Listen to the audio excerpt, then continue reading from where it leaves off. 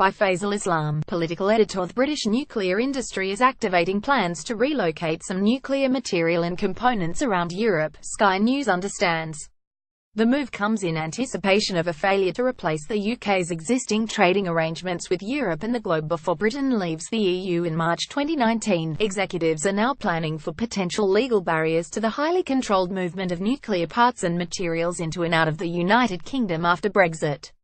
Leading figures speaking privately to Sky News have complained of no visibility that full arrangements will be in place by 2019 to replace existing arrangements under the Euratom Nuclear Safety Treaty and related third-country treaties, and are planning for a world where that doesn't happen. The news comes as Sky News has learned Tory MPs plan a rebellion on Euratom by backing a new amendment to the EU withdrawal bill, stalling leaving the treaty, which is separate from the EU, until the government reports on how it will replace every existing nuclear relationship. Image: the supply of medical isotopes could be affected by leaving Euratom. The transport, trade and regulation of nuclear materials, components and know-how is governed by a series of nuclear safeguards that have operated in the UK for 4 decades through the Euratom Treaty. In the Article 50 letter, the UK signalled its desire to leave Euratom at the same time as leaving the European Union. This has led to a race against time to set up a domestic safeguards arrangement accredited by the International Atomic Energy Agency, a replacement arrangement with Europe, and a series of bilateral deals to replace Euratom's arrangements with key nuclear partners such as the US, Japan, Canada and Australia. The Nuclear Safeguards Bill will receive its second reading in the House of Commons on Monday. But talks to accredit this new domestic arrangement with the IAEA are far from complete, say industry insiders, and need to be finished before a range of new UK bilateral deals can be negotiated and then ratified in legislatures across the globe, including in the US Congress and by President Donald Trump. Image: the nuclear industry is taking precautions ahead of a no-deal Brexit. If we haven't got all that done, then we are facing disruption to absolutely everything, says Tom Greatrex, chief executive of the Nuclear Industries Association. 15 months to 2 years sounds like a lot of time. It's not. The clock is ticking, and it has been since the referendum, and we've made very little progress so far. The industry was also adamant that there is a serious issue about the supply of medical isotopes, a byproduct of the continental European nuclear industry, critical for cancer treatments. The government has dismissed fears over their supply as scaremongering, but industry figures pointed out that their supply and transport is governed by the rules of the Nuclear Common Market, and they are materials mentioned in the annex of the Euratom Treaty. Image: the future of the joint European torus in Oxfordshire is now unclear. The most immediate challenge comes to the high-tech nuclear fusion research centre in Oxfordshire, the joint European torus. It is as yet unclear if the UK will continue to host the European-funded project. Professor Ian Chapman, chief of the UK Atomic Energy Authority, told Sky News leaving Euratom is absolutely an existential threat for us as an organisation. About 2/3 of my turnover comes from the European Commission.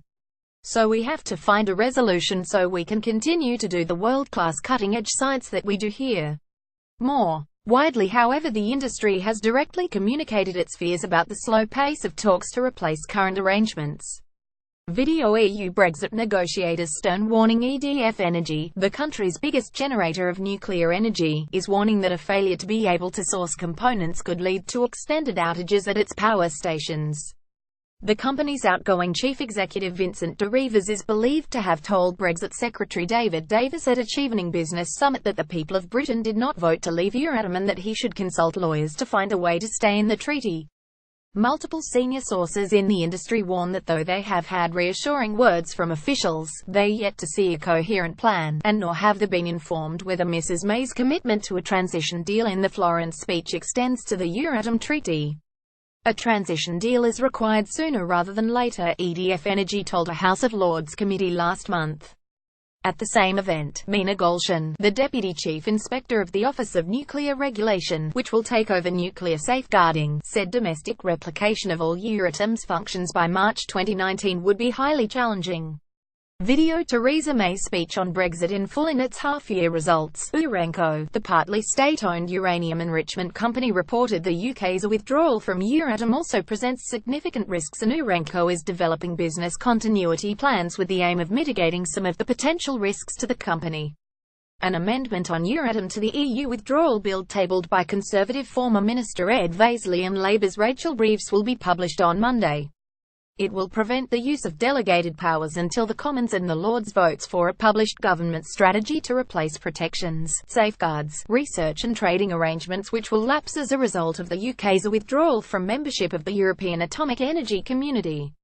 The amendment is expected to attract widespread Conservative rebel support, alongside others on Henry VIII powers and a Commons vote on the exit deal. On Friday, the government delayed the committee stage of the bill, which had been expected this week, amid concerns over possible rebellions. Beneath the sound and the fury of the Brexit negotiations, what's actually going on? Brexit Forensics is a regular series of stories from our top specialist correspondents, revealing the issues and the themes behind the headlines that will really determine the course of the Brexit revolution.